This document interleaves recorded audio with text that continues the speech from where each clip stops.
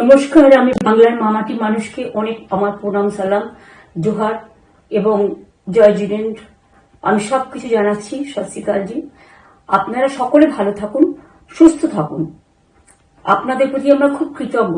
এত রোদ্দুরের মধ্যেও এবং সবকিছু অত্যাচার সহ্য করুন আপনারা যেভাবে ভোট দিয়েছেন লাইনে দাঁড়িয়ে, আপনাদের কাছে আমরা খুব কৃতজ্ঞ।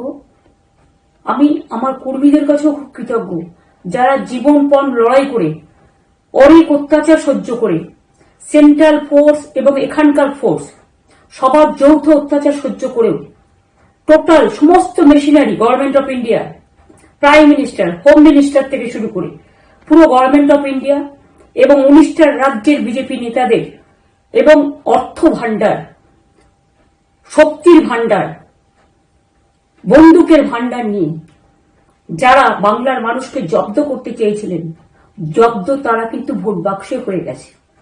আমি আপনাদের নিশ্চিন্ত করে বলতে চাই, যেটা টিভিতে দেখাচ্ছে এটা বিজেপি অফিস থেকে কালকে বেলা 1:08 সার্কুলেট করেছে এবং টাকা দিয়ে বলেছে যাতে এটা দেখানো হয়।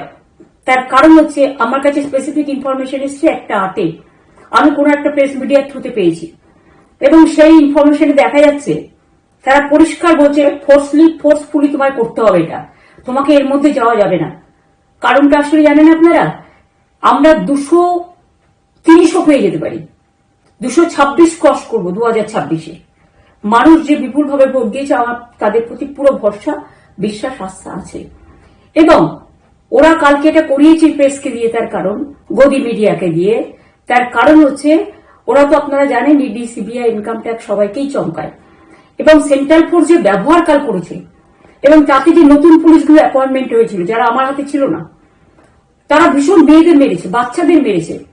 যে ভদ্রলোক উদয়নারায়ণপুরে ভোট দিতে গিয়ে মারা গিয়েছে, আমি তার শোকাহত পরিবারকে সমবেদনা জানাবার ভাষা আমার নেই, কিন্তু পরিবারটার পাশে আমরা থাকবো। এবং যে তৃণমূল কংগ্রেস কর্মীরা এমনকি সাংবাদিকদেরও মেরেছে, আমি যেখানে ছিলাম ভবানীপুরে চক্রবিড়িয়ায়, আমি বাচ্চাদেরও মেরেছে, মহিলাদেরও মেরেছে, একতরফা মেরেছে। যাদের তৃণমূল কংগ্রেসরা জীবন দিয়ে লড়াই করেছেন, মার খেয়েছেন, তবুও তারা এলাকা ছেড়ে যাননি। অনেককে ইচ্ছে করে অ্যারেস্টও করা হয়েছে যাতে তারা এজেন্ট হিসেবে কাজ করতে না পারে। বিশেষ করে ভাটপাড়া, জগদ্দল, নোয়াপাড়া, এরকম অনেকগুলো জায়গা আছে। এমনকি আমাদের এখানেও ভবানীপুরে সারা রাত ধরে রেড হয়েছে। আমি সারা রাত 2 দিন ধরে দুরাত ঘুমাইনি। তাই আপনাদের কাছে বলবো, ওটা বিজেপির চক্রান্ত এবং বিজেপি এত করেও মানুষের অধিকার থেকে মানুষকে বঞ্চিত করতে পারল না এবং তাই বিজেপি শেষ খেলাটা খেলেছে প্রেসকে দিয়ে, যাতে উল্টো পাল্টা বলে আমাদের মনোবলটা কর্মীদের ভেঙে যায়, মানুষের মনোবল ভেঙে যায়। শেয়ার বাজারে ধস নামবে আসল সত্যিটা বেরোলে। সেই জন্য শেয়ার মার্কেটকে সান্ত্বনা দিতে গিয়ে, এটা আমার কাছে স্পেসিফিক খবর আছে, এইটা করেছে। এবং আমি পরিষ্কার বলছি, 2016তেও সেম জিনিস হয়েছে, 2021এও সেম জিনিস হয়েছে। ওরা কিন্তু বারবার করে যা এক্সিট পোল যা দেখিয়েছে, টোটালটাই দেখিয়েছে বিজেপির কথায়। এবং আজকে তো আপনারা জানেন নিরপেক্ষতা বলে ভারতবর্ষে কিছু নেই, সব একপক্ষ হয়ে গেছে। আমি তাদের বলবো আমাদের কর্মীদের এবং মানুষকে সাথে থাকতে, যাতে কাউন্টিং এ সবাই সমানভাবে আজ থেকে পাহারা দেয়। দরকার হলে আমিও আমার এলাকায় পাহারা দিতে নামবো। সবাইকে বলবো নিজেরা ক্যান্ডিডেটরা পাহারা দিন।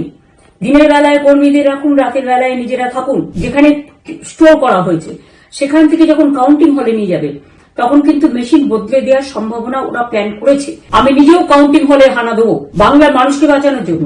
আর একটা কথা বলি, সবাই শান্ত থাকবেন, সংযত থাকবেন, দিদির প্রতি ভরসা রাখুন, বাংলার মানুষের প্রতি ভরসা রাখুন। আমাদের মামাটি মানুষের সরকারই আমরা গঠন করছি এবং করব, নিশ্চিন্তে থাকুন। অনেক হয়েছে আর না, বাংলা আপনাদের নয়, বাংলার মামাটি মানুষ বাংলার দখলে। বাংলারা বহিরাগতদের সমর্থন করে না। এই অত্যাচারের বিরুদ্ধে মানুষ রায় দিয়েছে।